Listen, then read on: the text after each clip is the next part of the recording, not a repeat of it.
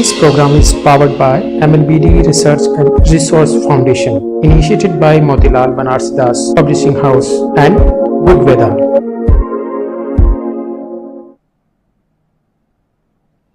नमस्कार, आप देख रहे हैं वार्तिक टीवी और मैं हूं सुभाष शर्मा। वार्तिक टीवी के इस special programme special enterprise seeking the enlightenment में आप सबका स्वागत है। जैसा कि आप जानते हैं, भारतीय सनातनी ज्ञान परंपरा को लेकर भारतीय वैदिक हमारे जो सारे ग्रंथ हैं उनके सार तत्व के रूप में हमारा ये जो प्रोग्राम है गीता उपनिषद के जरिए, गीता उपनिषद के माध्यम से उसी ज्ञान परंपरा को आपके समक्ष लेकर आने का है। और इस ज्ञान यज्ञ में हमारे साथ आज जुड़ने वाले हैं वेदांत के गढ़ ऋषिकेश से आचार्य राधा जी, जो कि स्वयं गीता उपनिषद की अध्येता हैं, आचार्य हैं और देश में संभवतः है वो पहली महिला टीचर हैं, पहली महिला अध्यापिका हैं, आचार्य हैं, जो जापानीज स्टूडेंट्स को गीता उपनिषद का अध्यापन कराती हैं। और साथ ही आज के प्रोग्राम में हमारे साथ होंगे टाइम्स ऑफ इंडिया ग्रुप के सीनियर एडिटर रहे हुए विख्यात कॉलमनिस्ट श्रीमान विठल जी नाडकर्नी, साथ ही मॉडर्न मैनेजमेंट के senior professor Govind Guru University Godhra Gujarat के Vedvyas Centre for Modern management के director professor NM Khandelwal ji, और साथ ही भारतीय प्रशासनिक सेवा के रिटायर्ड अधिकारी सीनियर आईएएस ऑफिसर रहे श्रीमान अजीत कुमार सिंह जी, और साथ ही भारतीय मूल के इन दिनों अमेरिका रहने वाले सीनियर प्रोफेसर अनिल जी भाटे। और हमारे इन सब विद्वान पैनलिस्ट को हम स्वागत करें, उनको आमंत्रित करें। इससे पहले आज जो विवेचित होने वाले श्लोक हैं उनके बारे में आपको बता देते हैं। अध्याय 6 के श्लोक संख्या 6 से 10 तक आज विवेचित होने वाले हैं। Chapter 6 श्लोकाज 6 to 10। और जैसा कि आप जानते हैं गीता उपनिषद के ये जो एपिसोड चलाए जा रहे हैं, इसमें वैसे तो हर एपिसोड में ही आपको जीवन जीने की कला और जीवन जीने के जो फार्मूले हैं वो बेस्ट से बेस्ट फार्मूले जो भगवान श्री मुख से निश्चित हुए हैं वो मिलते हैं। लेकिन आज का जो एपिसोड है वो भयंकर रूप से आप यूं समझ लीजिए कि आपके जीवन को आमूलचूल परिवर्तन कर सकता है। ऐसे फार्मूलाज आज भगवान जो है बताने जा रहे हैं। बहुत इंपॉर्टेंट एपिसोड है, विलक्षण एपिसोड है। जैसा कि आप जानते हैं आजकल पूरी दुनिया में योगा के माध्यम से ध्यान योग यानी मेडिटेशन की बहुत ही ज्यादा पॉपुलैरिटी है। और मोस्ट बिजी लाइफ के इन जो जीवन का चक्र है हमारा, इस शेड्यूल में लोग कुछ मोमेंट्स के लिए परम शक्ति यानी भगवान से जुड़कर नई एनर्जी और इटर्नल ब्लिस लेना चाहते हैं, उससे जुड़ना चाहते हैं। यदि आप भी ऐसा करना चाहते हैं, यदि आपके दिमाग में भी ऐसी कोई बात है कि आप भी सुबह या शाम जब भी आपको समय मिले उस ब्लिस से जुड़ने का, उस इटर्नल पावर से, इटर्नल एनर्जी से जुड़ने का, ध्यान लगाने का, मेडिटेशन करने का आपका भी यदि मन है, और यदि नहीं मन है तो बना लीजिए, क्योंकि ये बहुत इंपॉर्टेंट चीज है, आपके जीवन में बहुत काम आने वाली चीज है। और ऐसे में ये एपिसोड आपके लिए बहुत उपयोगी है। तो आज का एपिसोड इसीलिए आपके लिए इंपॉर्टेंट है क्योंकि हम सबके गुरु और आचार्य भगवान स्वयं आज ध्यान योग यानी मेडिटेशन के बारे में बताने जा रहे हैं। और इस एपिसोड में भगवान पहले ध्यान योग समझाने से पहले यह बताने वाले हैं कि ध्यान योग के लिए कैसे रहा जाए, किस तरह का बर्ताव किया जाए और किस तरह कूटस्थ की भूमिका का अभ्यास किया जाए और फिर ध्यान में किस तरीके से प्रविष्ट हुआ जाए। इस तरह से आज के एपिसोड में आपको बहुत ही महत्वपूर्ण जानकारियां भारतीय वांग्मय की और भारतीय ज्ञान परंपरा की मिलने वाली हैं। तो चलिए करते हैं प्रोग्राम की शुरुआत, आगे बढ़ते हैं और हमारे एस्टीम्ड पैनलिस्ट का वेलकम करते हैं। Without further due now we would like to welcome our esteemed guests. हमारे साथ जुड़ चुके हैं आचार्य राधा जी, विठल जी नाडकर्नी, प्रोफेसर खंडेलवाल जी, श्रीमान अजीत कुमार सिंह जी और अनिल जी भाटे। आप सबका स्वागत है, नमस्कार, मोस्ट वेलकम। तो जैसा कि हमारे कार्यक्रम की परंपरा है, रवायत है, ट्रेडिशन है, आज विवेचित होने वाले श्लोक पहले हम उनका रिसाइटल कराते हैं। चैप्टर 6 के श्लोक संख्या 6 से 10 तक।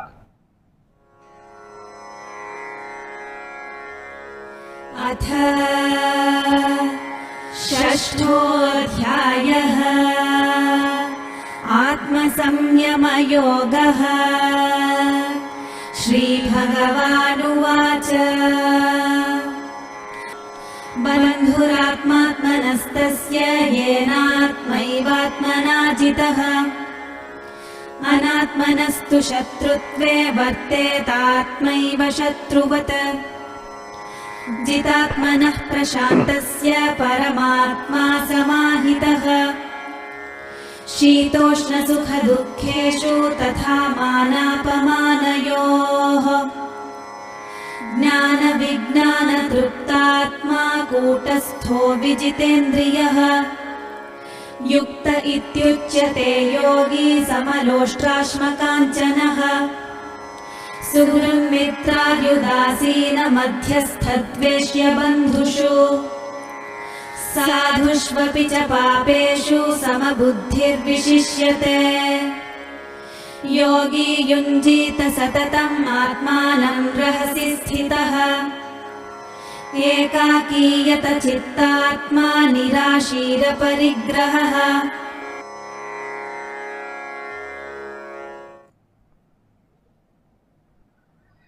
तो कार्यक्रम की शुरुआत हो रही है और आचार्य राधा जी से आग्रह है।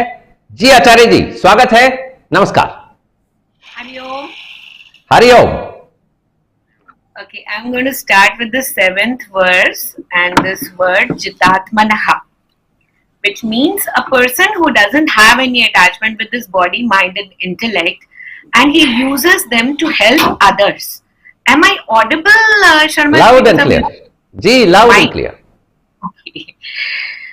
So, in this verse, Shita Ushna, which actually means hot and cold, it should be taken as favorable and unfavorable circumstances.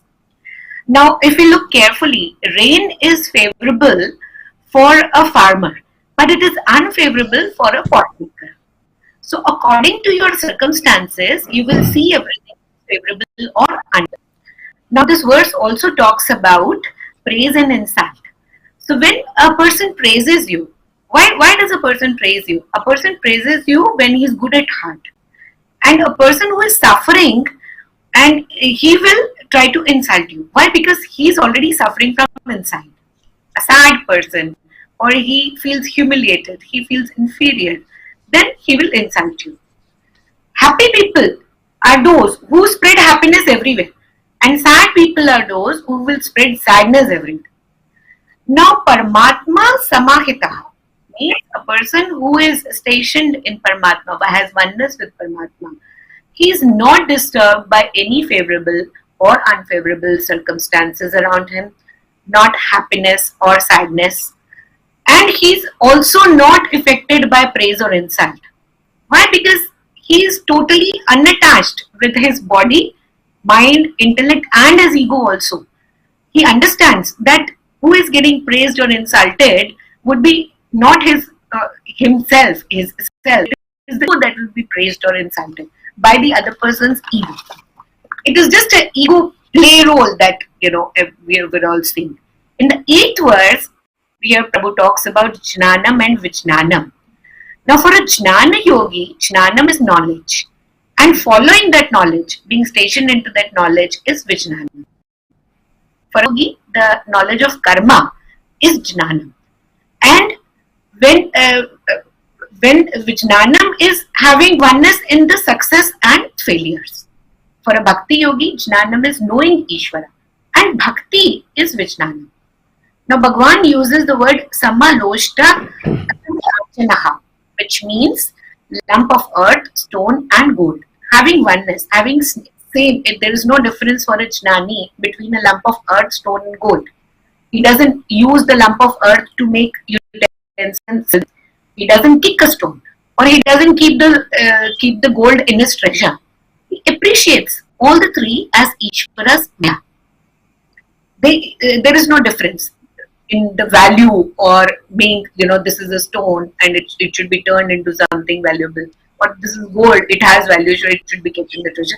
There is nothing. It is just Ishvara's Maya. Now, in the 9th verse here is interesting.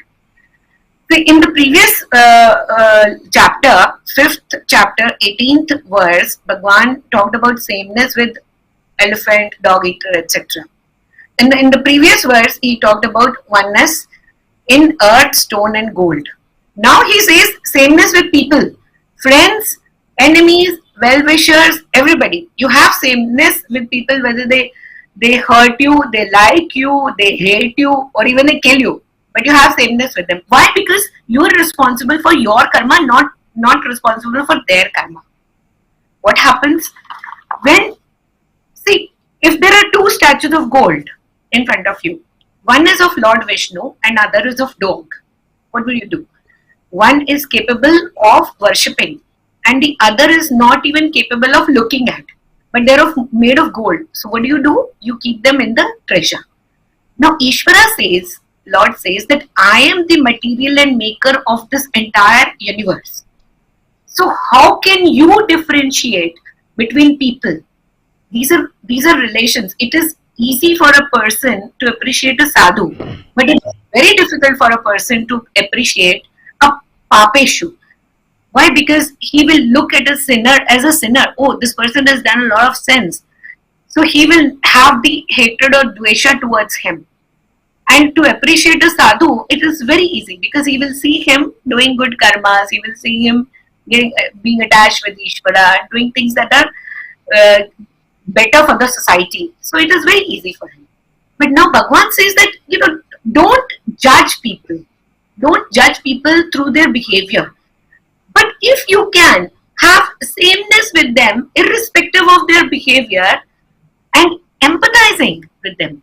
If a person has done papa, instead of hating, can you empathize with him? Can you just pray for that person? Can you pray that the person comes out of that papa yoni? Of the papas that he has done, and he doesn't move towards the papa yoni. Now, by having attachment with a person's behavior, you are actually getting attached with asat. And by having attachment with Ishvara, you are gaining attachment with Sat. So Bhagavan is talking about having attachment with Sat here. He's saying that if you have attachment with Asat, what are you doing? You're moving from this body which you have gained after doing so much of punya karmas. You're going to come out of this body and go into the other papa yonis, which is going to be very, very difficult for you. Now, okay, so instead of judging or having the behavior issues with people, when you see somebody as udasina, who doesn't interfere or when anybody is fighting, he doesn't interfere when whatever anybody is doing, or madhyastha. Madhyastha is a person who tries to gain peace with people who are fighting. Now Bhagavan says he is equivalent, should remain equivalent in all these. When you try to have that seva bhavana of worshipping Ishvara for everybody who is doing, irrespective of whatever they are doing, whether they are doing papa or they are doing punya. But if you think good of them, because you see Ishvara in them. Now, how will you be able to see Ishvara in them? Only when you are able to see Ishvara in yourself. So, having oneness with your Atma will make you capable of seeing everybody as Ishvara. If you are not able to see your Atma, then you will not be able to see Atma which is present in everybody. Ishvara who is present as Atma in everybody. So, that comes only by Viveka. Now, having Viveka of seeing the behavioral issues of behavior of a person as Asat, the attachment of somebody, it is Asat. It is going to be destructible for him also. Why? Because he is getting attached to everything that is destructible. Now, if a person is getting attached to everything destructible, he is destroying himself. But a person who is getting attached to Sat is capable of lifting himself. And that is what exactly this verse talks about when he talks about his vision, which is same for punya atmas, and it is same for the papa atmas. Right. तो अब चलते हैं हम नाडकर्णी साहब के पास. नाडकर्णी साहब, स्वागत है. नमस्कार. नमस्कार. Very interesting perspective, Acharya ji.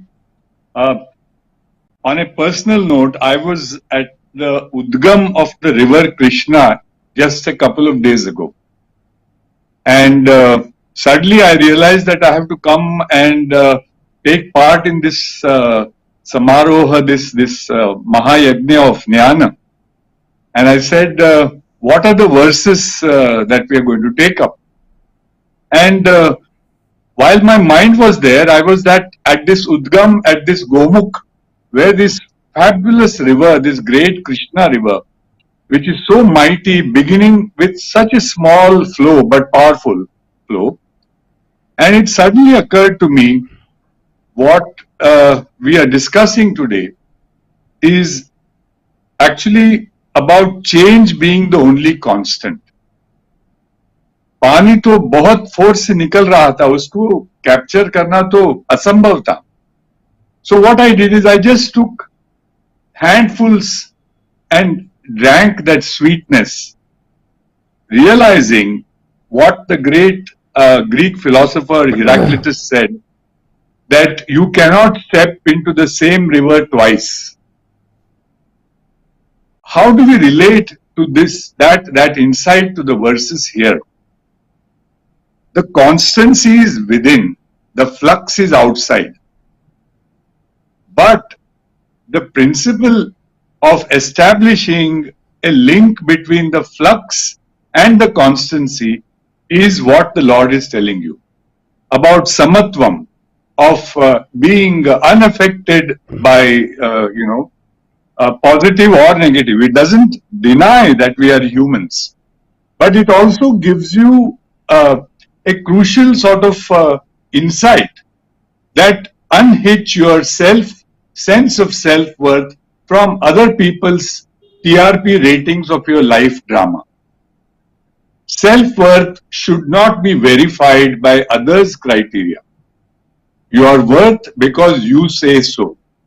This is what someone like Wayne Dyer would say in his all-time bestseller, Your Erogenous Zones. But the downside of such a great insight is that one can also easily become one's own worst critic or enemy. And this is the critical insight that we are discussing today. The self, as we saw in the last episode, Atmeva Atmano Bandhu Atmeva Ripuratmana. Now, this error can get compounded when we, not being conscious of one's self-sabotage is one folly. But being indifferent or uncaring, even when you are aware, of what you are possibly going to do or what you do not do, that may be a greater harm that you are doing. And this is shown by the case, the interesting case of Duryodhana, where he says, Janami dharmam nachame pravrutti, janami adharmam nachame nivrutti, kenapi devena rudistitena, yatha niyukto asmi tata karomi. So, look at the way he's parceling off, saying, मेरे हृदय में कोई भी बैठा है, बसा है, वो प्रभु नहीं है, वो मुझे बोल रहा है कि, don't go away from papa karmas, don't go towards good karmas. Now, that kind of moral ambivalence or nonchalance is extremely scary.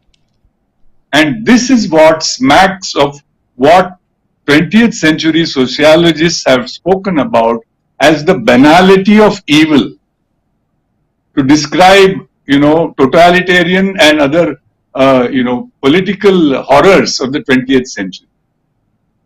From our individual perspective, narcissistic self-aggrandization or self-flagellation on the reverse side of the sort that villains like Duryodhana indulge in might be more worrisome. According to modern therapists, taking the insight of an ancient master like Sri Krishna focuses on taking responsibility for something in your life, which is the first step towards eliminating what would be self-blame.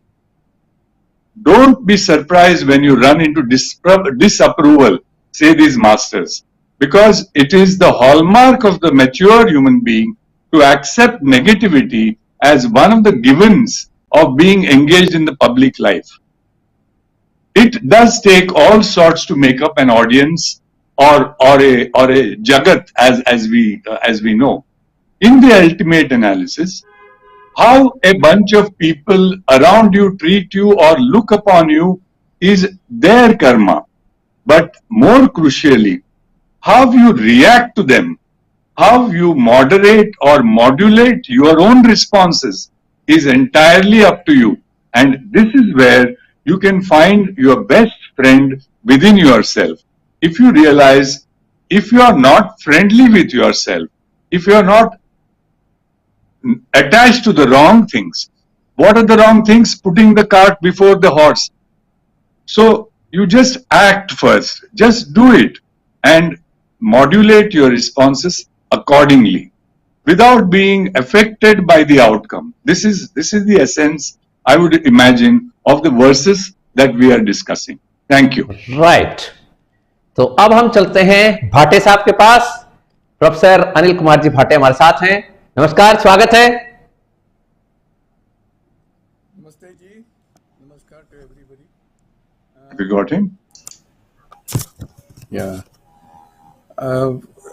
I was just doing some preparation, so I read up stanzas 6 to 10, and मुझको लगा कि भगवान कुछ बता रहे हैं यहाँ पे, और 6 स्टैंजा में वे बता रहे थे कि माइंड कंट्रोल करो. मन ही आपका मित्र है, मन ही आपका दुश्मन है. ये बाद में आता है, मगर भगवान कह रहे हैं कि माइंड कंट्रोल करो. और 7th श्लोक में वे बोलते हैं कि जो आदमी माइंड कंट्रोल कर सकता है वो सीधा परमात्मा के पास पहुंच जाता है. तो this is something that I read 55 years ago. At that time, I was attracted to reading Gita, and I was trying to understand it. I was a young man in my 20s, early 20s at that time. And तो मैंने सोचा कि ये तो बहुत बड़ी बात है कि माइंड कंट्रोल करना है, और अगर मैं माइंड कंट्रोल कर सका तो मैं परमात्मा के पास पहुंच जाता हूँ. ऐसा ही भगवान बोल रहे हैं. So after that, क्या हो गया कि I was in 1973 I was teaching microelectronics in IIT Bombay में. तो क्या है कि I am a totally research oriented person. तो हमने माइक्रो इलेक्ट्रॉनिक टेक्नोलॉजी सब आईआईटी के लैब में डेवलप की, और मैं वही टेक्नोलॉजी पढ़ाने लगा. मगर being at that time I started thinking कि I should start doing vipassana. तो मैंने जोरों से 1973 में ही विपस्सना साधना करना चालू कर दिया. But being research oriented person, I was thinking कि साधना तो करता हूँ, मगर अध्यात्म में रिसर्च भी करना चाहिए. तो मैंने साइकोलॉजिकल एक्सपेरिमेंट्स करना चालू किया साधना के साथ कि माइंड कंट्रोल करना है, ऐसा भगवान ने बोला है. तो मैं देखूंगा, एक्सपेरिमेंट करके देखूंगा कि मैं माइंड कंट्रोल कर सकता हूँ या नहीं. तो आई डिड, बहुत जोरों से विपස්සना की और बहुत जोरों से एक्सपेरिमेंट भी किए, ध्यान लगा के माइंड में, साइकोलॉजिकल एक्सपेरिमेंट्स. मगर बहुत विपස්සना करने के बाद आई केम टू रियलाइजेशन कि जब मैं इतनी विपස්සना की कि ऐसी स्थिति में आ गया कि I mean, in Vipassana, we observe the vibrations within the body with equanimity. मगर ऐसी स्थिति आ जाती है बाद में कि कोई वाइब्रेशन रहता ही नहीं. And at the same time, I came to a realization that when that condition occurs, then I go into a पूर्ण निर्विचार अवस्था, complete thoughtless condition. So, शरीर और मन दोनों जुड़ के, जिसको हम माइंड बॉडी कॉम्प्लेक्स बोलते हैं. So I could separate my self from my mind body complex completely, और उस वो स्थिति आने के बाद समाधि की अवस्था आती है, वो भी मैंने अनुभव किया है. For many times I have separated myself from my own mind body complex and many times I have gone into samadhi. समाधि का अनुभव तो अलग है. उस समाधि में गए तो सूक्ष्म में जाते हैं, but that is a separate issue, so I will not mention that about that right now. मगर क्या है कि I have been doing for last 48 years all this vipassana sadhana and my experiments, psychological experiments, along with that, जिसको मैं अध्यात्म में या spiritualical research बोलता हूँ. However, having done all that, I could not control my mind. This I must admit that कि बहुत जोरों से प्रयास किए, मगर माइंड कंट्रोल तो मेरे लिए तो असंभव हो गया. I cannot do that. कोई बड़े योगी लोग होंगे जो माइंड कंट्रोल कर सकते हैं होंगे शायद, मुझको मालूम नहीं, मगर मैं तो इतना प्रयत्न करने के बाद भी नहीं कर सका. So my experience is that I can go beyond the mind. I can go into a state where mind doesn't exist. Normally, मेरा नाम अनिल कुमार भाटे है, तो नॉर्मल लाइफ में मैं आई एम समबडी. मैं अनिल कुमार भाटे नाम की व्यक्ति हूँ, ये तो है. मगर जब मैं ध्यान करता हूँ, समाधि में जाता हूँ, then I become nobody. वो it is a process of becoming and being there. I become nobody. और nobody होने के बाद मैं समाधि में जा सकता हूं, क्योंकि तब मैं मेरे अपने माइंड बॉडी कॉम्प्लेक्स से अलग हो सकता हूं. So this is been my experience and I just wanted to share it with you.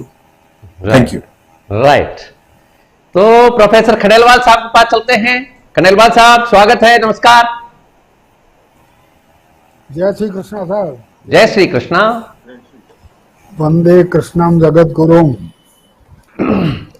Jagat Guru Shri Krishna जो हैं, अपने शिष्य अर्जुन को ज्ञान योग भी बता रहे हैं सांख्य मत के अनुसार.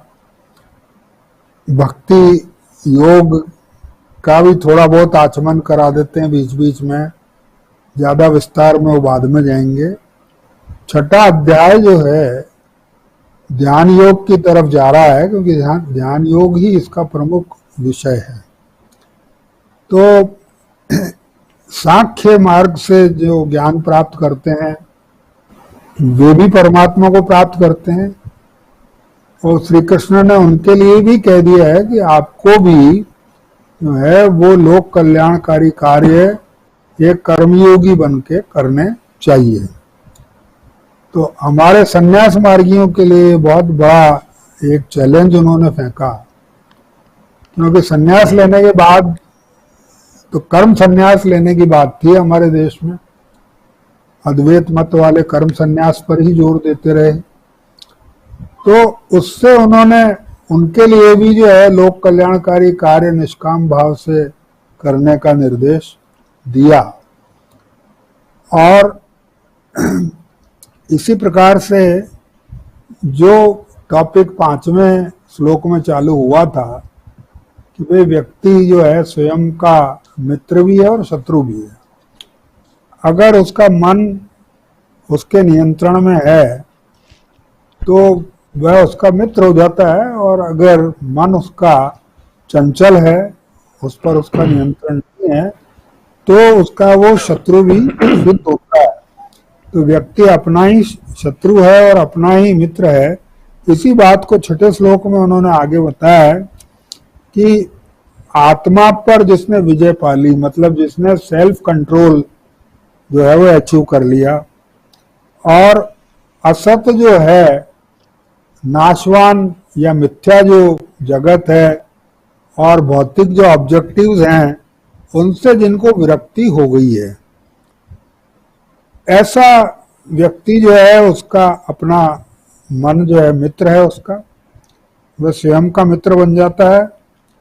और अगर इसका अभाव है उसके जीवन में कि वो सेल्फ कंट्रोल या तो नहीं है उसको, या वो मिथ्या जो जगत है जिसके पदार्थ हैं उनमें आसक्ति है उसकी, तो वह अपना शत्रु सिद्ध हो जाता है, वो कई पाप कर्म भी कर बैठता है, उसका अपना पतन भी हो जाता है।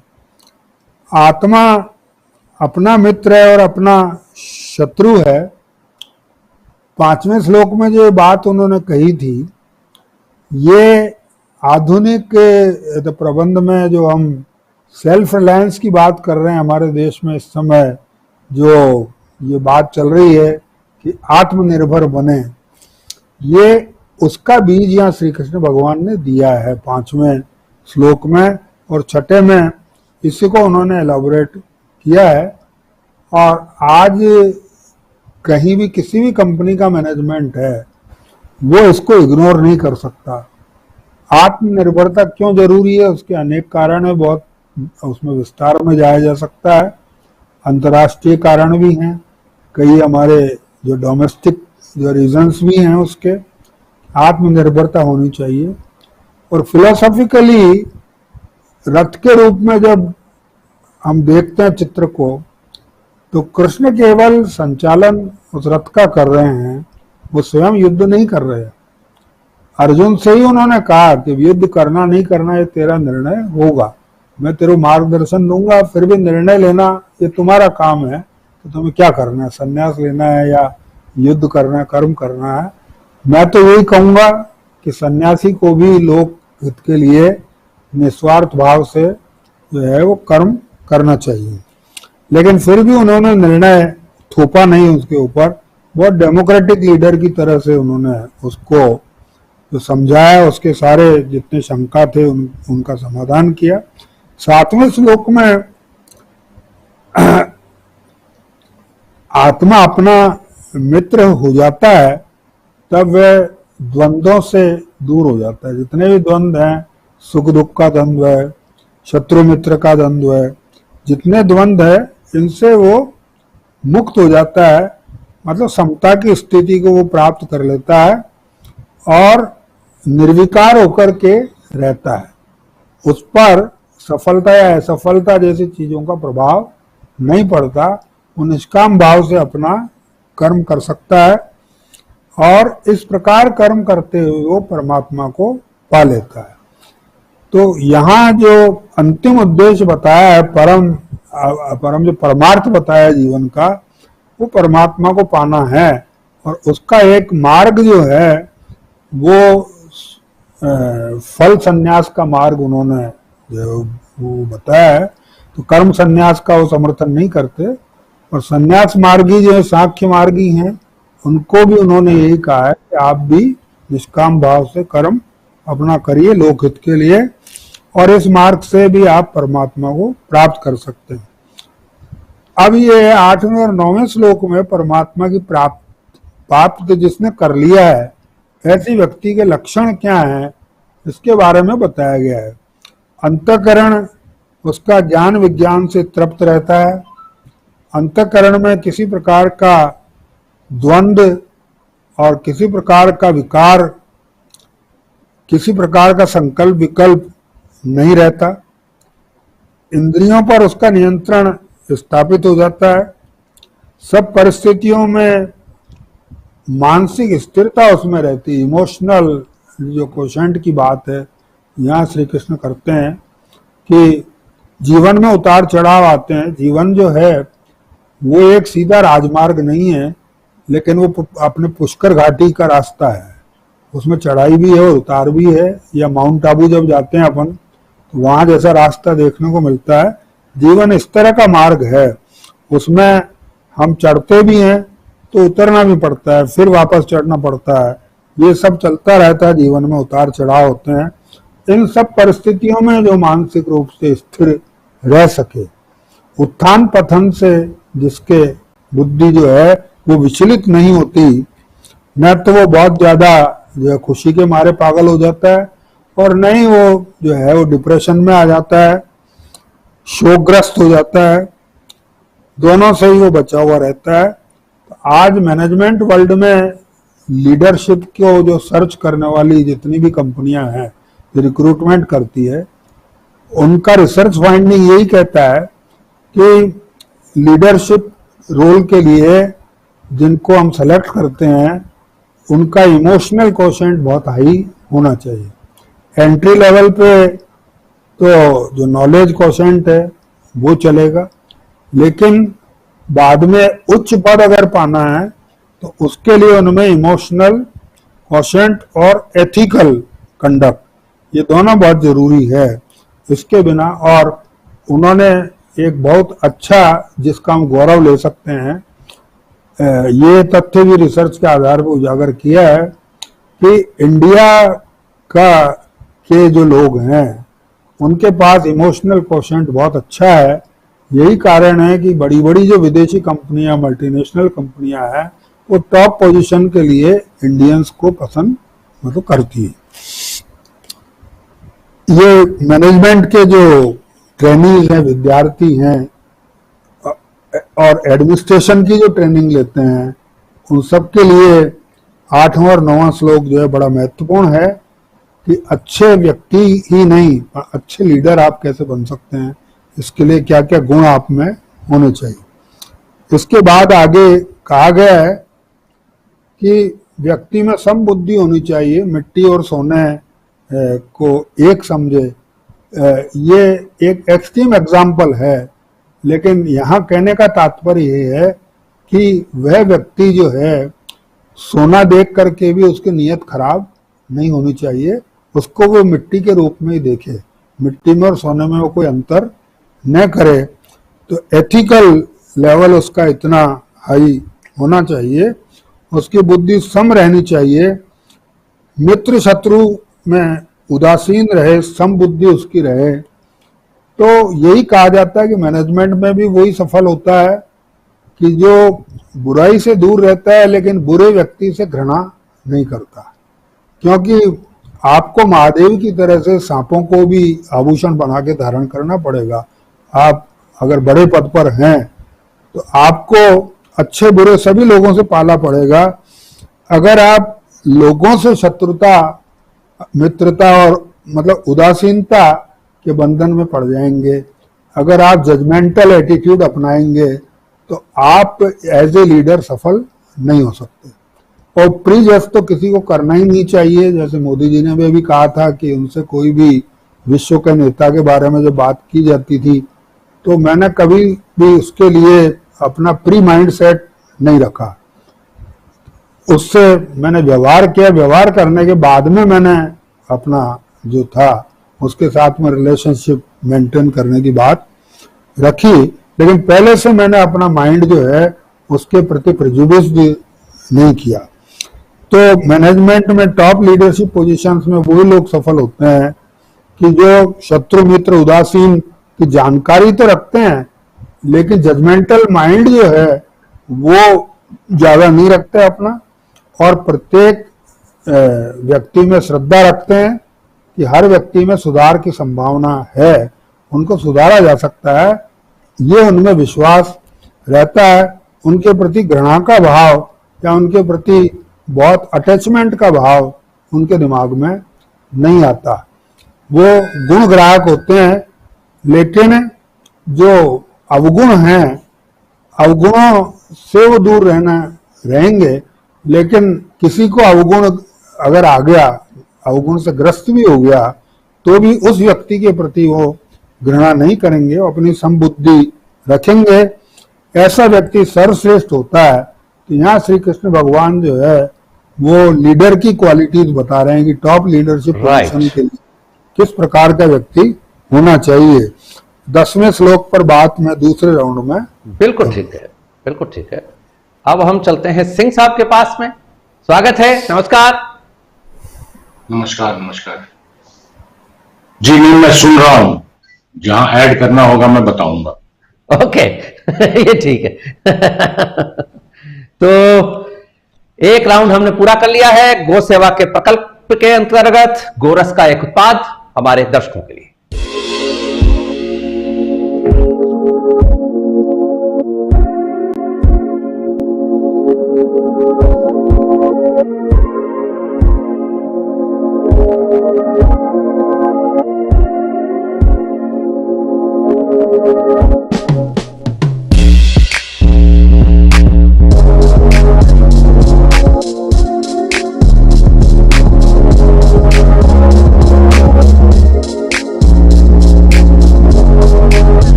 Welcome back.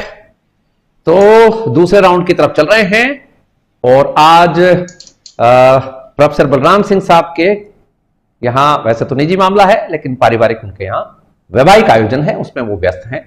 और रामनाथ जी झा साहब का भी मैसेज आया कि अगले संडे को मैं जरूर रहूंगा और दो बार में वो यात्रा में चल रहे हैं, तो ये हमारे दर्शकों के लिए सूचना है। और अब हम वापस से उसी क्रम से आगे बढ़ते हैं। आचार्य जी जी, okay, now the 10th verse here, Bhagwan is talking about yoga. Here the meaning of yoga should be taken as yoga's chitta vritti nirodha. I think the whole world knows about it. But when we're talking about quieten fluctuations of your mind and have a unity with consciousness, when you're talking, now a lot of things are there about yoga. And yoga चित्ती वृत्ति निरोधा तो बहुत बड़ा, इतना बड़ा philosophy है that you know people are writing books on it, they're trying to control their mind, they're doing things कि मुझे ये नहीं सोचना, मुझे वो सोचना है, मुझे यहाँ से ध्यान हटा करके इसमें लगाना है, सब कुछ हटा दो, मुझे सिर्फ यही सोचना। Listen, you cannot do that, okay? First of all, we need to understand where are you removing your mind from and where are you trying to bring it. If you say that I am going to remove my mind from samsara and I am going to station it with Ishvara, now see, that is not possible practically. We need to understand when you're trying to remove your mind off from samsara, it means that your mind will not stop thinking of samsara. वो stop नहीं करेगा, उसमें thoughts आने बंद नहीं हो जाएंगे। आपको सिर्फ attachment की बात है। You need to be unattached with those thoughts. Bhagwan is using the words here like ekaki, etc. He's saying that ekaki, okay, when you're in a secluded place and you're looking at your thoughts, don't say that I don't want to think about it. No, that is not possible. Let the thoughts come. That is the job of mind to have thoughts. But what are we supposed to do? Ignore the thoughts that are not going to give us the permanent happiness. When you're in a conscious state, a state of consciousness का क्या मतलब होता है? When I say that I am one with Sat and I am consciously awakened, what does that mean? It doesn't mean that you stop living the life that you're living right now. No, live the same life, do the same work, be in the same situations, but understand that if you be in the same situation and with attachment with them, then you're falling. And if you're not attached with those situations, then you're rising.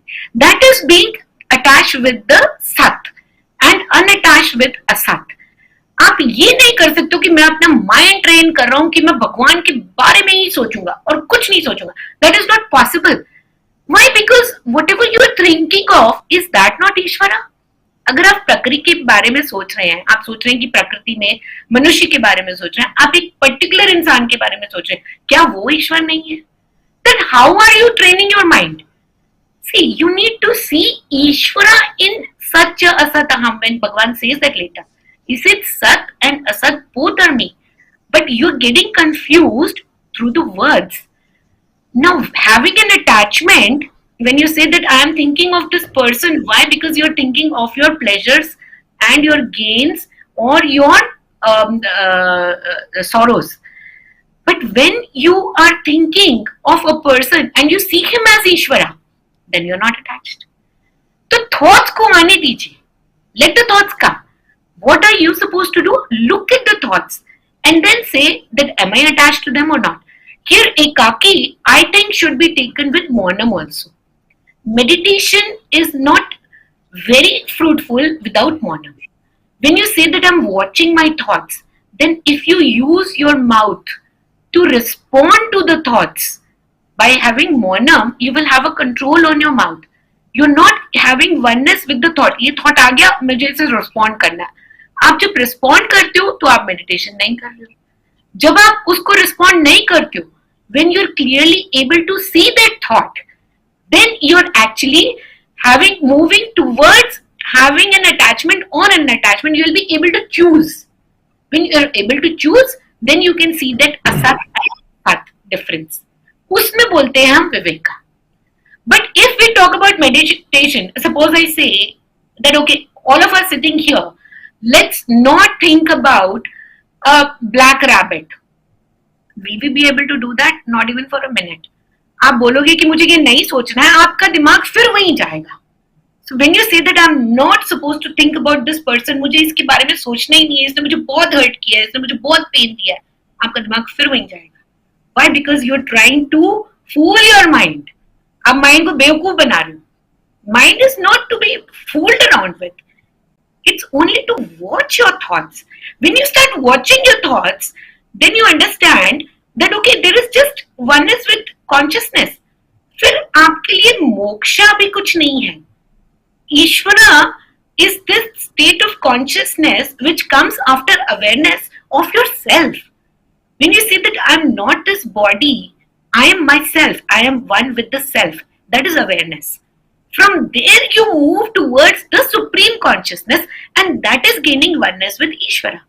लेकिन जब तक आप इसमें do's and don'ts के बीच में रहेंगे, आप बोलेंगे मुझे इसके बारे में सोचना है, मुझे इससे दूर रहना है, मुझे अपने माइंड को ट्रेन करना है, मुझे अपने माइंड को ट्रेन करके यहाँ तक पहुंचना है, मुझे यहाँ तक गिरना है, मुझे यहाँ तक मिल करके जाना है. Nothing is going to happen. Okay, let's be practical.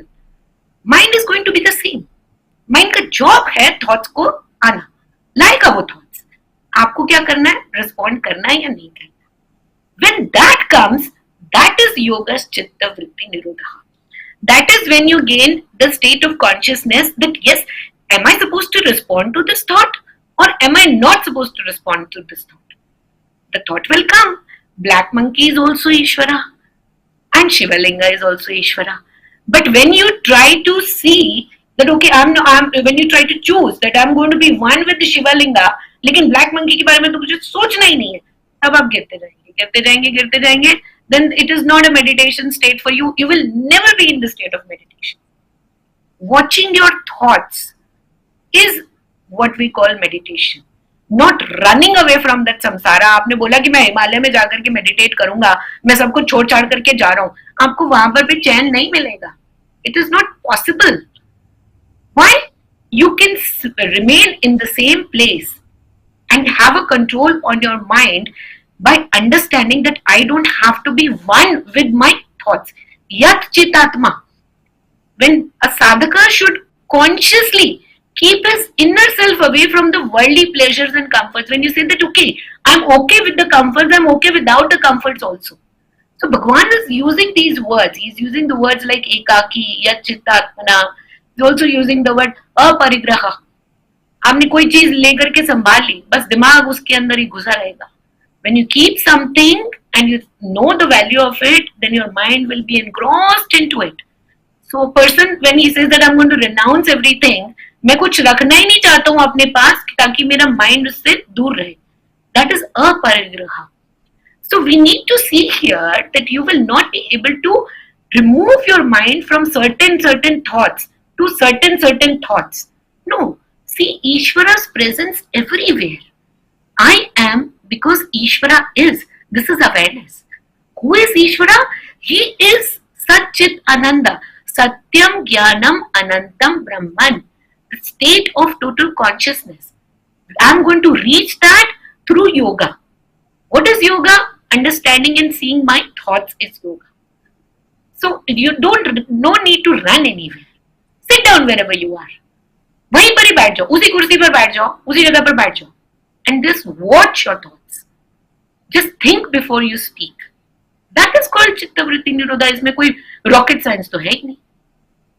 Right. तो हमारे यहाँ तो इस तरह के दृष्टांत उपलब्ध हैं कि कसाई का काम करने वाला भी योग में था और चमड़े का काम करने वाला भी योग में था. उनको तो कोई और ऑक्यूपेशन करने की या श्रेष्ठ कर्म करने की जरूरत नहीं पड़ी और उनके पास बड़े बड़े ज्ञानियों को भेजा गया कि ज्ञान लेना है तो वहां जाइए. तो हमारे यहाँ इस तरह के दृष्टांत आते हैं. जो आप जहां इशारा कर रहे हैं वो बिल्कुल बात है कि जहां आप हैं, जिस भी कर्म में आप संलग्न है, वही कर्म में आप अपना ध्यान रखिए, अपने थॉट्स को कंट्रोल रखिए, थॉट्स के ऊपर काम करिए. बेसिक बात ये कहना चाह रही हैं आप. बिल्कुल सही. तो आगे चलते हैं और नाडकर्णी साहब के पास चलते हैं. जी नाडकर्णी साहब. Thank you. Very, very interesting conversation going on. To add to the dilemma posed by Duryodhana's ambivalence, Lord Krishna would argue against such a proposition by saying that we are often fooled by consciousness. He points out that how we see things is often shaped by our own karma or previous experience. So the methods of isolation, sitting and meditation and one-pointed nasagra attention, all these are actually methods of cleansing the stream of consciousness in such a way that consciousness or vijnana is transformed into unmediated cognition or jnana. The truth of such a realization is what leads to our cessation of suffering, which in turn is supposed to lead the aspirant, like Arjuna, to bliss or the true Ananda of being, Sat Chit Ananda, which is mentioned in all the spiritual traditions of India. Ananda, which literally means joy from all sides, in the spiritual context is supposed to be that eternal aspect of Brahman. Despite all the change that you are seeing, there is a constantness to Brahman, the isness that someone like a Jain master or a Buddhist master would talk about. All of them recognize suffering as an inseparable aspect of the human condition. Each religion, however, attempts to address it in its own distinctive way. Whatever their means, the goal of all our great religious traditions is singularly the same, namely to secure a release from this cycle of suffering and release, disease and attachment and suffering. In this, nirvana would, a Buddhist would say, is realization of the non-self and emptiness. A Hindu philosopher, on the other hand, would see it as the union of or the realization of the identity of the Atman with the Paramatman, depending on the tradition of philosophy that one follows. Furthermore, nirvana, which literally means without wind, defines that state of consciousness that is firmly radiant and undisturbed like a flame sheltered from the wind. Rather than a void or an absence of all activity, therefore, the Lord would say, nirvana connotes a presence or a positive state of quietude or stilling. For as the Gita says elsewhere, those who are happy within themselves, enjoying the delight within, illuminated by the inner light, such yogis are united with the Brahman and are liberated from material exigencies and existence. In the final analysis, whether you characterize it positively or in negative terms, nirvana can be described as the ultimate state of consciousness or being. This can even be likened to a railway terminus, if you like, with several trains leading to it. You are supposed to be enlightened when you disembark at your journey's end.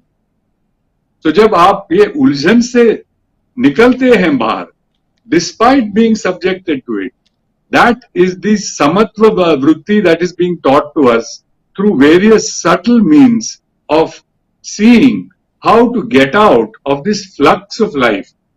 So this is the goal of all our great religious traditions. This, whether you call it Laya, Tattva, Shunya, Paramapada, Samadhi, Unmani, all these are described as death-killing and bliss-making. Mrityugna cha sukhopayam, or of a supreme happy state, Brahma Ananda Karana Param.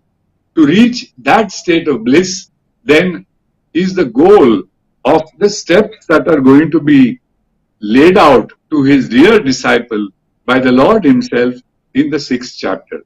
And these will include even the quality of your seat, the kushagra or the mrugarjina or whatever. But the goal is liberation.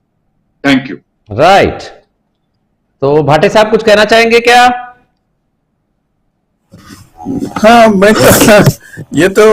मैं तो सुन रहा हूँ, ये सब philosophy है, वो अच्छी ही है, but being a very practical person, मुझको क्या लगता है कि ये तो सुन लिया सब, फिलॉसफी तो अच्छे है, जान लिया, अंडरस्टैंडिंग भी हो गया, मगर there is a difference between understanding the philosophy and actual practical experience. तो इसीलिए because I am a totally research minded person, technology में रिसर्च किया और फिर अध्यात्म में भी रिसर्च करता हूँ। तो it is only the research or the practical side of the whole philosophy that appears more important, at least to my mind, because I am a practical person. So what I found is that जब मैं अपने mind body complex से बाहर निकलता हूँ तो मैं एक चीज कर सकता हूँ. This I have tried many times over the years, I have done it many times. क्या है कि अपने ही माइंड बॉडी कॉम्प्लेक्स को हम एक प्रयोगशाला बना सकते हैं, like treating it like a lab, और उसमें उस लैब में हम प्रयोग कर सकते हैं, एक्सपेरिमेंट्स कर सकते हैं, साइकोलॉजिकल एक्सपेरिमेंट्स.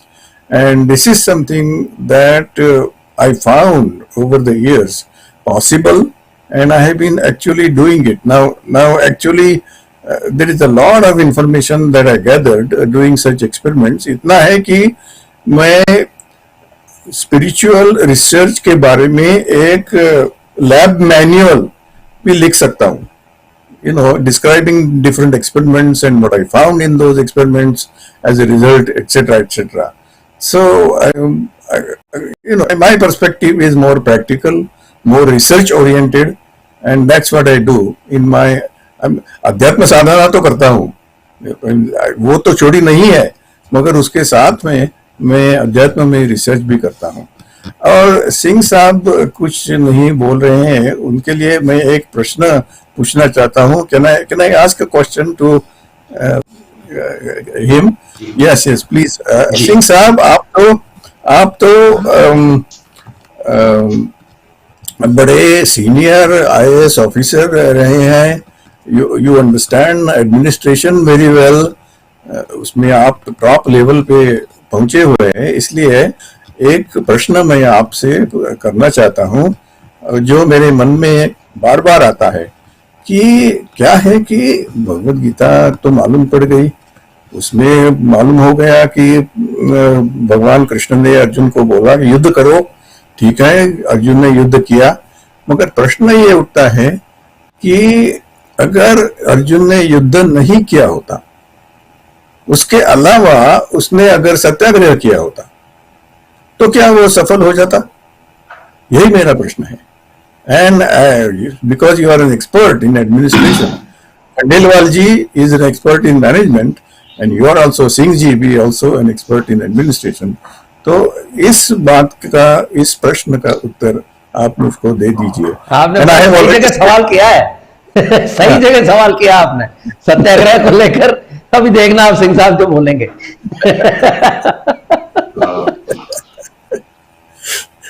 सुभाष जी और समस्त पैनलिस्ट को देखिए, अगर अर्जुन वैसे नहीं करते, बहाने वो कई कर सकते थे, लेकिन अंततः जो हम कर्म की बात करते हैं और कर्म योगी के बारे में बात करते हैं, जो हम लोगों ने पहले भी डिस्कस किया हुआ है, तो कर्म योगी का एक कर्तव्य है धर्म की पालना करना, और धर्म की पालना हेतु कर्तव्य करना. जो महाभारत युद्ध के समय कुरुक्षेत्र में जब खड़े थे कृष्ण और अर्जुन, अगर अर्जुन उस समय मना करते तो अंततः वही होता जो कई जगह होता है कि अधर्म की जीत जो है धर्म पर हो जाती है. ऐसी परिस्थितियां देखिए सर, जब हम किसी भी ऑर्गेनाइजेशन में भी काम करते हैं या किसी भी पोजीशन में हैं, whatever be our occupation, हम लोगों को कई बार ऐसी परिस्थितियां देखने को मिलती हैं कि हमारी स्थिति वही होती है जो अर्जुन की हुई, अर्जुन की तत्समय हुई होगी. कि क्या इस कार्य को करना है या इस कार्य को नहीं करना है।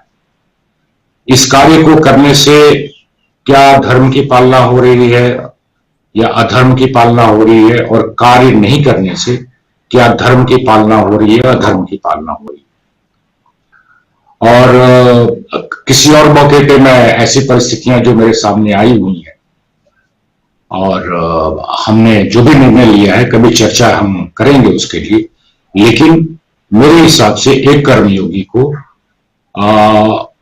अर्जुन ने अंततः जो किया कृष्ण जी के उपदेश के बाद वही करना चाहिए था, और अगर कृष्ण वैसा ना करते तो शायद भारतवर्ष का इतिहास कुछ और ही होता। धन्यवाद। सत्याग्रह के बारे में आपके क्या विचार हैं?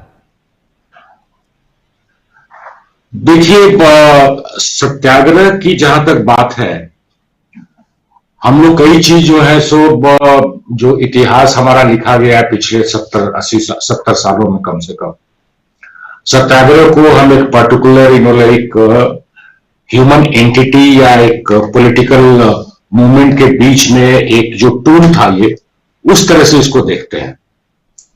गांधी जी के संदर्भ में, खासकर गांधी जी के संदर्भ में हम ये भी बात करते हैं सत्य और अहिंसा की। अब देखिए सर, सत्य, हिंसा, सत्याग्रह वगैरह जो हैं, ये कोई 19th सेंचुरी की और 18th सेंचुरी की और 20th सेंचुरी के कंसेप्ट्स दूसरों के लिए होंगे, लेकिन सनातनियों के लिए तो ये तो मतलब हजारों साल पुराने कंसेप्ट्स हैं। अब उस पर अब डिपेंड करता कि अर्जुन जी किस तरह के सत्याग्रह करते। अभी 2 दिन पहले आप लोगों ने काले कपड़ों में भी सत्याग्रह देखा है, और पिछले महीने में भी कुछ सत्याग्रह आपने देखा है हिंदुस्तान की पॉलिटिक्स में। तो अर्जुन जी किस तरह की सत्याग्रह करते, ये मुझे तो नहीं लगता है कि कोई धार्मिक सत्याग्रह करने की स्थिति में वो थे। कुछ करते तो अंततः गड़बड़ी करते, इन द सेंस की जब आप अपने कर्तव्य की पालना नहीं कर रहे हो तो वो एक तरह से गड़बड़ी है। तो उनके पास ज्यादा सत्याग्रह करने के ऑप्शंस थे नहीं, जैसे कि हम फिलहाल देख रहे हैं जो सत्याग्रह हो रहे हैं और लोगों के मन में बिल्कुल नहीं बैठ रहा है, वही होता। राइट। नादकर्णी साहब कुछ कहना चाह रहे हैं? If I may add, I think this is not a debate about ways and means. If you look at the kind of conduct which is at the root of the conflict, is the way they have treated Draupadi. Now, would you think that such an action can be addressed by Satyagraha? That is one question. And look at the response that Bhima gives. He takes out that arm. This is not Bibhatsa karma. This is because those in power have lost sight of the fact that they ought not to indulge in behaviors that are going to lead to literal collapse and anarchy. This is not a question of, bleating with placards in front of colonial masters. Absolutely not. This is taking the Khatwanga as Durga does and severing the head of Mahishasura. This is why Arjuna is asked to pray to Durge Durgata Bhari Tujavina Samsari Anath Nathe Ambe Karuna Vistari. अबे ये करुणा का विस्तार किसने करना है? उसी को ही करना है, क्योंकि ये अधम और अधर्मी खड़े हैं. So we should not glamorize people, as there is a tendency in the 20th century to glamorize pure villainy as practiced by Karna, for example. As a misguided or socially unjust formulation में गिरे हुए हैं, उनको oppressive वर्ण संस्था ने ये किया है. But look at Arjuna's behavior when it concerns Urvashi, for example, when it concerns Draupadi, for example. So what we are seeing is a paradigm of action from which there is no escape. If you see a rape is going on against the will of someone, you have to take the Gandiva and you have to cut off that fellow's arm. It is as simple as that. There you cannot say that I am going to look at the footnote number in 302 or whatever. This is my personal view. Because if the if the social order is not preserved by these kind of laws, then human beings are going to be completely eaten up by the law of the jungle, where might is right, or Matsyanaya, or whatever you call it. So if you are looking at alternative ways of being, where even the smallest man can expect justice, then you have to follow the hard path of Nishkamya Karma, even if it involves slaughter of the Akshohinis. And that is the message the Lord is giving. He says that there is no option. You cannot go away and live in peace away from Kurukshetra. You have to stand and fight. Because he says, from whence has this feeble-mindedness come to you? This Klaipya, he even uses such, mortifying terms. Whereas this, eunuchness has come upon you, you who are a tiger among men should not be vacillating at this moment. This is my humble submission. Thank you. जी, तो असल बात ये है, जी आचार्य जी. If we look at it from a practical view, if Bhishma Pitama would have just said that, I am going to revolt against this because this is not right. For once, I am going to say that this is not right.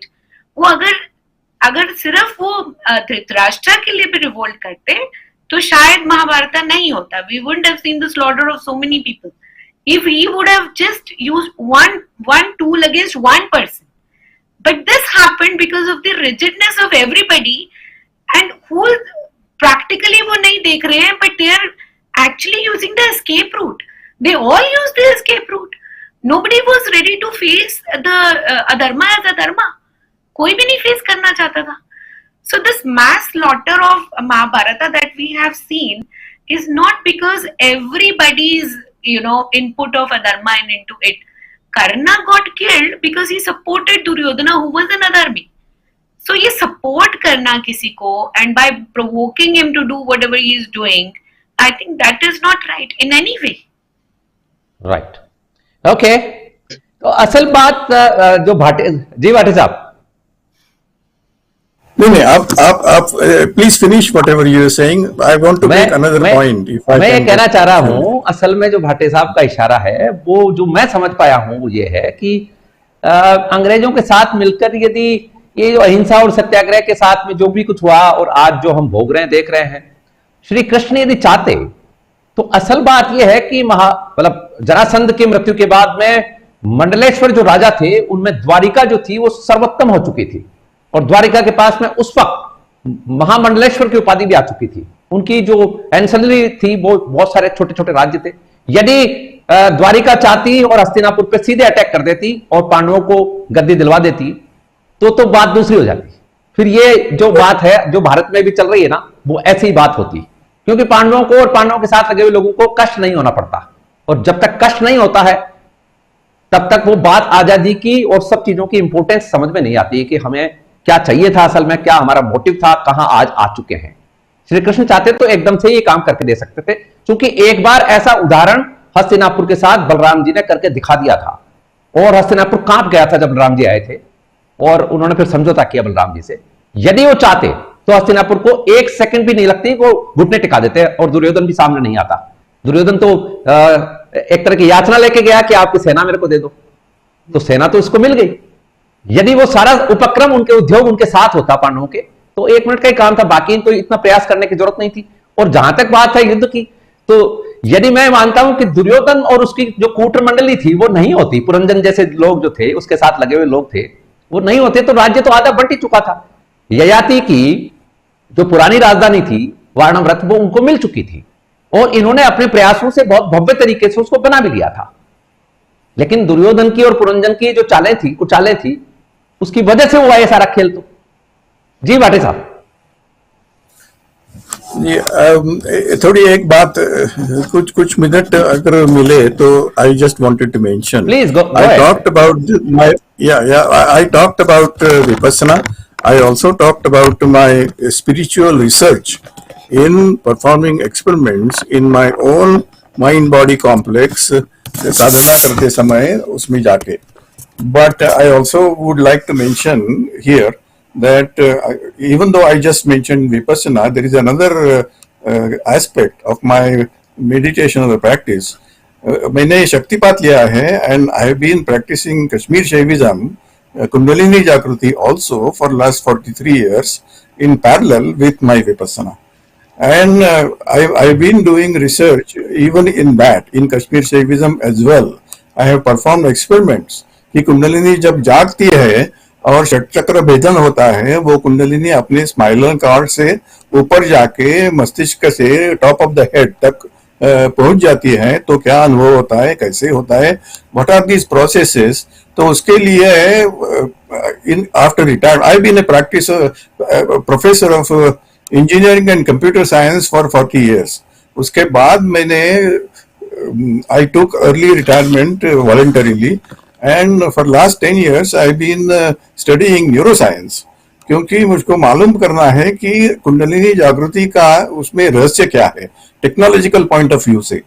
तो उसमें भी मैंने research किया है और I can tell you what I found is that there are हमारी जो nervous system है उसमें it is a situation of multiple databases. हजारों नहीं, लाखों स्मॉल डेटाबेसेस होते हैं और उनका नेटवर्क होता है.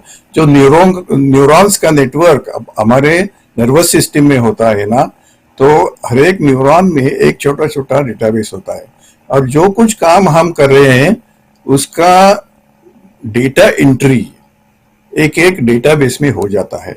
और विपස්සना में क्या होता है कि वो एक एक डेटा एंट्री ऊपर आती है, कॉन्शियस माइंड में आती है, और जब उसके रिफ्लेक्शन बॉडी में जो पड़ता है उस वाइब्रेशन को हम साक्षी भाव से देखते हैं, तो वो डेटा एंट्री इज रिमूव्ड. तो my finding in my spiritual research tells me क्या है कि अगर हम कोई कर्म करें और करते करते ऐसा करें कि सबकॉन्शियस माइंड के डेटाबेस में हमारे अपने नर्वस सिस्टम में जो मल्टीपल डेटाबेसेस का नेटवर्क है उसमें से किसी डेटाबेस में उसकी डेटा एंट्री होनी ही नहीं चाहिए. क्योंकि अगर डेटा एंट्री हो गई सबकॉन्शियस माइंड में और हमारे नर्वस सिस्टम के डेटाबेस के कोई पार्ट में, तो उससे ही हमारा फेट उगल जाता है. और हमारा जो फेट होता है, हमारा जो नसीब होता है, उसमें दो भाग होते हैं. एक को बोलते हैं क्रियामाण और दूसरे को बोलते हैं प्रारब्ध. तो क्रियामाण तो एवरीडे प्रैक्टिस में हम जो कुछ करते हैं, जो कुछ क्रिया करते हैं, उससे जो नसीब निकल जाता है, क्योंकि उसकी एंट्री डेटाबेस में, अंतर्मन के डेटाबेस में हो जाती है, और उस from that arises our fate from as a result of our day to day actions. वो क्रियामान होता है. मगर पिछले जो कुछ कर्म किए हैं उनका भी डेटा एंट्री जो डेटाबेस में हुआ है, उनसे जो फल निकलता है और हमको भुगतना पड़ता है as a fate, as a नसीब, दैट इज प्रारब्ध. तो अगर हम ऐसा करें कि पहले वाली कोई डेटा एंट्री डेटाबेस में रहे ही नहीं, वो डिलीट हो जाएंगे, तो उससे प्रारब्ध निकलेगा ही नहीं. और अगर प्रारब्ध निकला नहीं तो उसका जो फल है, जो हमको भुगतना पड़ता है, वो भुगतना नहीं पड़ेगा. This is my technological research finding in the meaning of the Vipassana as a technological process and Kashmir Shaivism and all that, looking at it as a technological process. So I can combine my technological research with spiritual research and figure out what are the processes that are happening when we meditate. Thank you. Right. Professor Khandelwal साहब के पास चलते हैं. जी खंडेलवाल साहब. तो श्री कृष्ण भगवान ने 9वें श्लोक तक ज्ञान मार्ग की बात की है. ज्ञान मार्ग से परमात्मा तक कैसे पहुंच सकते हैं और ऐसे व्यक्ति के क्या गुण होंगे, ये उन्होंने बताया. लेकिन मुझे ऐसा प्रतीत होता है कि इस उपदेश का अर्जुन पर कोई विशेष प्रभाव उन्होंने नहीं देखा होगा, तो वो दूसरे विकल्प की ओर जा रहे हैं। 10वें श्लोक में वो ये विकल्प देते हैं कि समबुद्धि अगर ज्ञान मार्ग से नहीं प्राप्त हो सके तो उसका वैकल्पिक मार्ग जो है वो ध्यान योग है। ध्यान योग के द्वारा आप समबुद्धि को प्राप्त कर सकते हैं। ऐसा योगी जो है वो भोग बुद्धि से दूर रहता है। अगर भोग बुद्धि होगी उसकी, खूब खाने पीने ऐश करने वाला होगा, तो ध्यान नहीं लगेगा उसका। इसी प्रकार से संसारी वस्तुओं के संग्रह में या परिग्रह में लगा हुआ है तो उसको भी ध्यान नहीं लगेगा, क्योंकि जब ध्यान लगाने बैठेगा तो या तो खाने पीने की चीजों का ध्यान आएगा उसको, या फिर जो चीजें उसने एकत्रित कर रखी है या करने की सोच रहा है उसका ध्यान आएगा। तो इसलिए ध्यान योग के मार्ग पर जाने के लिए यह आवश्यक है कि जो ध्यान योग की प्रैक्टिस करना चाहता है, एक तो भोग बुद्धि और दूसरी संग्रह वृत्ति, इनका वो त्याग करे, कामनाएं न रखे और अंतःकरण और शरीर को अपने वश में रखे, तभी वो उसका योग जो है वो सिद्ध हो सकता है, ध्यान योग। इसके लिए एकांत की आवश्यकता भी उन्होंने बताई है और अपने मन को एकांत में वो निरंतर परमात्मा में लगाता है। मतलब वो साक्षी भाव में रह करके इस बात का ध्यान कि उसके विचार क्या आ रहे हैं, अपने विचारों को वो ऑब्जर्व करता है खुद। अब सवाल ये है कि ध्यान योग तो आजकल जो है, जिसको मेडिटेशन कहते हैं अंग्रेजी में, अंतर्राष्ट्रीय स्तर पर इसका महत्व बढ़ता जा रहा है। अधिकांश देशों में एक ये बहुत बड़ा बिजनेस भी बन चुका है, ल्यूक्रेटिव बिजनेस बन चुका है कई जगह, और हर गुरु अपने अपने हिसाब से अपनी ब्रांडिंग करने में लगे हुए हैं। ओरिजिनल जो गुरु थे उन्होंने तो कभी पेटेंट वगैरह लिया नहीं। हमारे भारतीय ऋषि मुनियों ने जो पेटेंट कराने का नहीं सोचा कभी। तो जो पतंजलि हैं, महर्षि पतंजलि, मूल तो उनका योगदान है, बाद में हर गुरु अपने अपने हिसाब से ब्रांडिंग आजकल दुनिया में कर रहा है। किसका ध्यान योग कितना जो है सफल है वो अपने अपने अनुभव की बात है। लेकिन मैं अगर बिल्कुल धरातल पर जाकर के बात करूं तो स्कूल जाने के पहले मेरा परिचय ध्यान शब्द से हो गया था। घर में शिक्षित लोग नहीं थे, पढ़े लिखे नहीं थे, वो मुझे जो टोकते थे कई बार, उसमें ध्यान शब्द काम में लेते थे। बेटा ध्यान से काम करो, बेटा ध्यान से चलो, कहीं गिर जाओगे, ध्यान नहीं रखोगे तो। और मारवाड़ी में कहते थे थारो चेतो कटे जाए है, चेतो ठाणे रख, चेतो ठाणे रख। तो ग्रामीण जो भाषा है, बोलियां हैं, उनमें भी ध्यान शब्द काम में आता है। पढ़े लिखे लोग भी ध्यान शब्द का उपयोग करते हैं। और जो जो कार्यालय हैं, कहीं भी, चाहे सरकारी हो चाहे निजी क्षेत्र के हों, वहां भी जब किसी को इशारा किया जाता है कि तुमने ध्यान से काम नहीं किया, तो ये कहते हैं भाई मन लगा के काम कर, थोड़ा ध्यान से काम कर। ये उसको संकेत दिया जाता है। तो ध्यान शब्द जो है वो कॉमन यूसेज का शब्द है, और अगर अंग्रेजी में उसको हम कहें तो अपने काम को ड्यू केयर और डिलीजेंस के साथ करना, इससे इसको जोड़ा जा सकता है। तो व्यक्ति अपने कर्तव्य को निष्ठापूर्वक करे, ध्यान से करे, तभी उसकी परफॉर्मेंस अच्छी आती है। और मैनेजमेंट में आजकल टोटल परफॉर्मेंस तो मैनेजमेंट एक विषय के रूप में जो विकसित हुआ है, इसमें ध्यान का बड़ा महत्व है। और ध्यान के सेशंस भी कंपनियों में आजकल आयोजित किए जाते हैं। इनके दोनों ही उद्देश्य हैं, अच्छी फिटनेस या अच्छी हेल्थ, मतलब मेंटल हेल्थ, फिजिकल हेल्थ, उसके लिए भी करते हैं, और दूसरी तरफ व्यक्ति की परफॉर्मेंस इंप्रूव हो, इस पर भी ध्यान दिया जाता है कि वो ध्यानपूर्वक अपने काम को करे।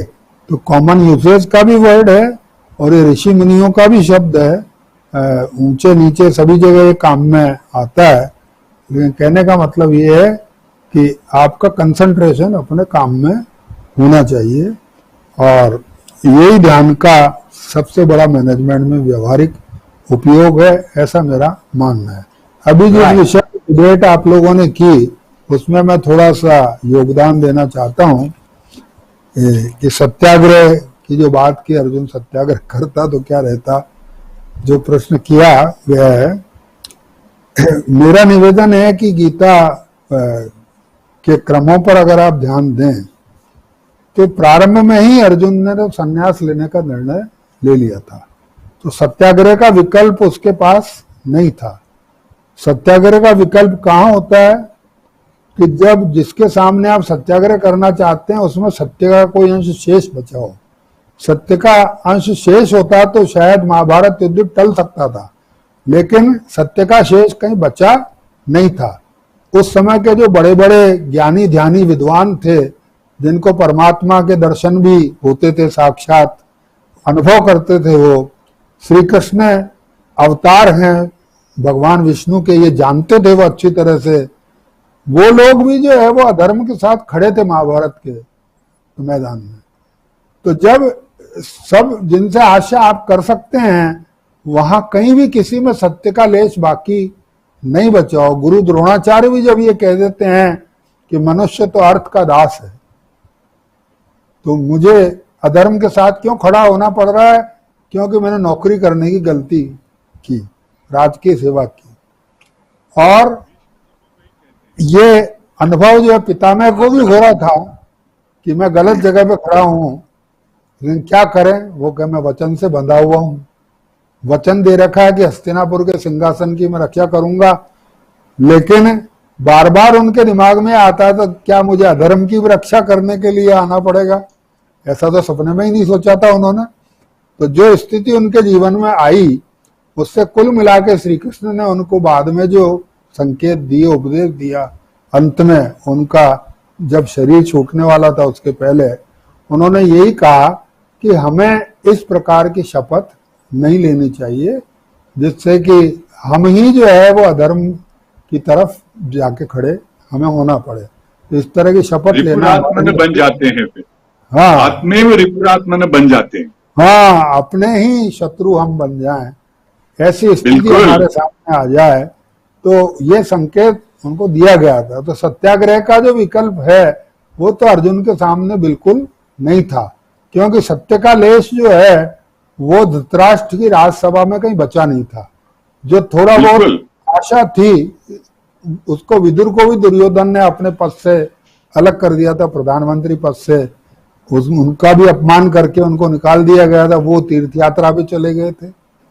अब ये है कि धर्म का लेश मात्र भी होता जिसके सामने आपको सत्याग्रह करना है तो शायद होता, पर हमने इतिहास से कुछ गलत चीजें सीख ली कि सत्याग्रह महात्मा गांधी ने किया इसलिए आजादी मिल गई हमको, ये हमारी गलतफहमी है।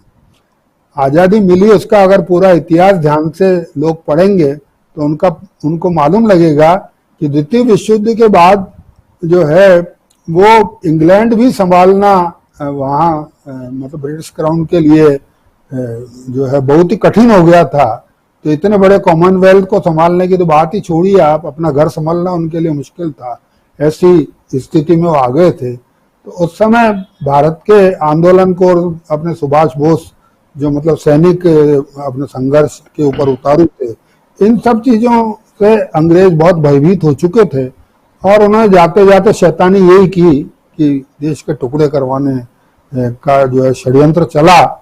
तो हमारे पास शायद उस समय चाणक्य नहीं था और शकुनी जो है वो अपने डिजाइन में सफल हो गया, ऐसा मुझे लगता है। I entirely agree with Khandelwal जी, बहुत अच्छे I'm totally in agreement with you, because after being a professor of engineering and computer science, I became chairperson of a business management department and I retired as a chairman of business management. तो मैंने management भी काम किया है, and whatever you said Khandelwal ji, I am in total agreement with you. Thank you. अच्छा, कुछ connectivity है साहब हमारे बीच में, बहुत अच्छी बात है. नहीं, ठीक बात है. आज आपने एक बहुत अच्छी बात कही, और ये जो भारतीय जो लोग हैं जिनको बड़ा सराहा जाता है और बड़ी बड़ी कंपनियों में लिया जाता है, क्योंकि वो जो संस्कार हैं, जो इमोशन जिसको आप कह रहे हैं, उसको एक नाम हम यहां बात करते हैं संस्कारों की. बचपन से किस तरह के शब्द सुनाई देते हैं, जो शब्द आपने बोले हैं कि बेटा ध्यान से काम करना, ध्यान रखना अपना, ये जो बात है, तो वो ध्यान असल में तो वही ध्यान है जिसको कि आप कह रहे हैं पतंजलि के बारे में. पतंजलि ने कोडिफाइड किया इस सारी योग चित्त वृत्ति निरोधा वाली चीज को. असल में तो बहुत पहले से ही है, टाइम इमोमोरियल से ये भगवान के यहीं से आया हुआ है, और इसको बाद के आचार्यों ने भी कहा है, और इसमें बृहस्पति का नाम भी आता है, और इसके बाद फिर पतंजलि का नाम आता है. जैसे व्याकरण के बारे में हमारे बहुत सारे विद्वान हैं जो पाणिनि को लेकर बात कहते हैं, बट व्याकरण तो शुरू से ही थी, ब्रह्मा जी के समय से ही व्याकरण थी, और वो व्याकरण फिर कोडिफाइड हुई है. असल में तो जैसे लेखक के नाम से कोई पुस्तक हो जाए, लेकिन वो जो ज्ञान है वो उस लेखक का नहीं है. असल बात ये है इसमें. तो ये बात आपने जोरदार कही. और चित्त ठाणे जो आपने मारवाड़ी का शब्द इस्तेमाल किया है, ये भी आप देख लीजिए वहीं से आ रहा है. हाँ, ये पतंजलि योगी है कि चित्त को ठिकाने पे रखो, अपना जो चित्त है इसको ठिकाने पे रखो. यही वही चित्त वृत्ति निरोधा ही है. आप देखिए कि कहां हम जी नाटकर्णी साहब जी आप आगे देखेंगे कि it's a particular way of meditation that we are talking in these verses. Surajhe subikshe nirupadrave, where there is rule of law, where there is no beating up of sadhus. ऐसी जगह चूज करो बोलते हैं वो, you know. And when the royal house itself is bent upon selfishness and evil, then you cannot get that kind of good governance that we talk about today. Even a Parshuram has to take a parachute. असल में महाभारत में एक किस्सा आता है. वैसे time ज्यादा हो रहा है, मैं ज्यादा समय नहीं लूंगा. महाभारत में किस्सा यह है कि जब युधिष्ठिर को युवराज बना दिया जाता है, क्राउन प्रिंस बना दिया जाता है, तो युधिष्ठिर एक बार नगर का दौरा करने के लिए निकलते हैं. और वहां रात को होता क्या है कि एक जुआ घर, और जुआ घर के बगल में शराब घर चल रहा था, जो कि इलीगल था. असल में आज की भाषा में उसको इलीगल कह सकते हैं. वहां पर भी वो इलीगल ही था, क्योंकि उसको राज की तरफ से कोई परमिशन नहीं थी. और युधिष्ठिर की वहां मौजूदगी में वहां एक बवाल हुआ, झगड़ा हुआ, और बहुत सारे लोग उसमें पिटाई उटाई हुई. और आजकल जैसे देखने में आ जाता है ना, कई जगह गुंडागिर्दी हो जाती है, वो ऐसा सीन वहां बना. तो युधिष्ठिर ने नगर कोतवाल को तलब किया और नगर कोतवाल से पूछा कि भाई ये क्या हो रहा है.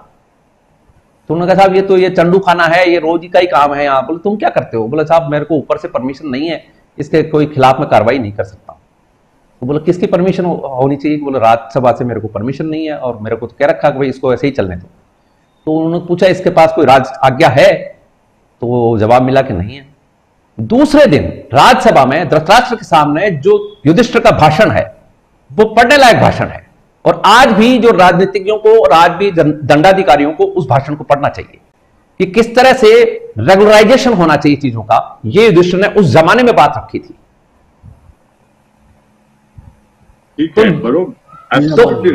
तो ये बात जब आपने कही है कि उस सभा में से तो सत्य तो कहीं था ही नहीं, सत्य उड़ चुका था. असल में गुंडे लुच्चे चोर लफंगों के हाथ में व्यवस्था आ चुकी थी हस्तिनापुर की राज्यसभा की.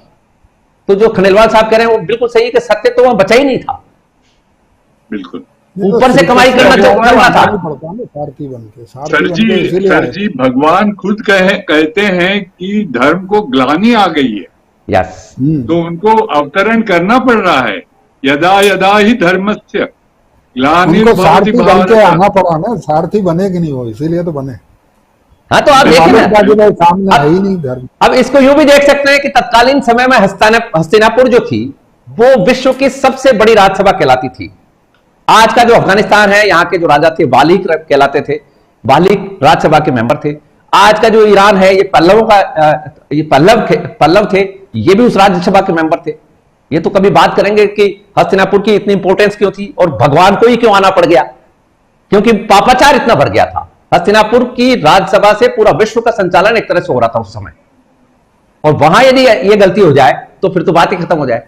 युधिष्ठिर के वार्णव्रत में जब इंद्रप्रस्थ बना है, वहां जब राजसूय यज्ञ हुआ है, उसमें जिन जिन राजाओं के आगमन की सूचना है वो यदि पढ़ ली जाए तो समझ में आ जाता है कि वो कितनी इंपॉर्टेंस की बात थी उस समय। इसलिए जरूरी हो गया था कि सत्य की स्थापना होनी चाहिए थी और वो हुई। तो चलिए समापन करते हैं।